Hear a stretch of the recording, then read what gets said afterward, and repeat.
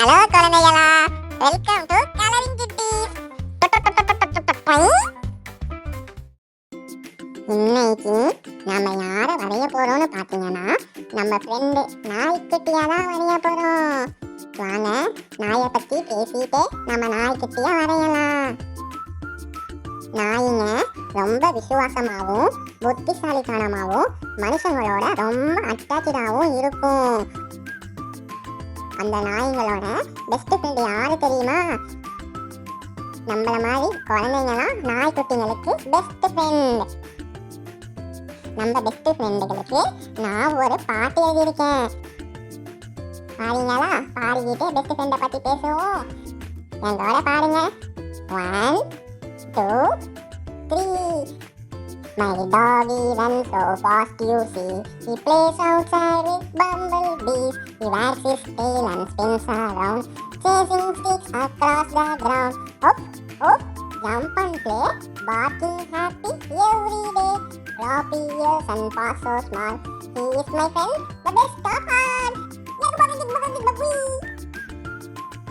நான் நம்ம நண்பர்களாகிய நாய்களுக்கு எழுதின பாட்டு சூப்பரா இருந்துச்சா? தேங்க்யூ. நாம் இப்போ வரைஞ்சிட்டு இருக்க நாயோட ஸ்கெட்சு முடிஞ்சிருச்சு. இப்போ நம்ம அதுக்கு கலர் கொடுக்கலாமா? வாங்க குழந்தைங்களா, நம்ம நாயோட டிராயிங்க்கு கலர் அடிப்போம். நாய்களோட மோப்ப சக்தி மனுஷங்களை விட ரொம்ப சக்தி வாய்ந்தது.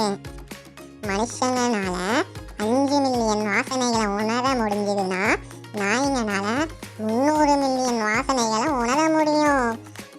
இதனோட மோப்ப சக்தினால நாய்ங்க நம்மளோட பொருளை கண்டுபிடிச்சி கொடுக்கறதுக்கும், பாம் ஸ்குவாடையும் கட்டடத்தில் இடிஞ்சவங்களை காப்பாற்றுறதுக்கும் ரொம்ப ஹெல்ப்ஃபுல்லாக இருக்கும்.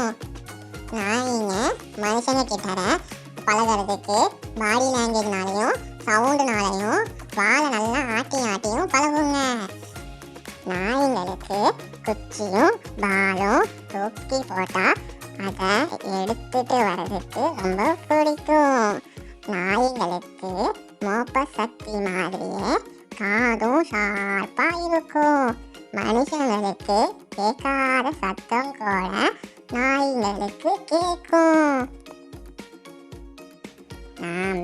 நம்ம அழகான, அறிவான, அற்புதமான, அன்பான, ஆச்சரியமான நம்ம நண்பனோட டிராயிங்க வரைஞ்சி முடிச்சிட்டோம்.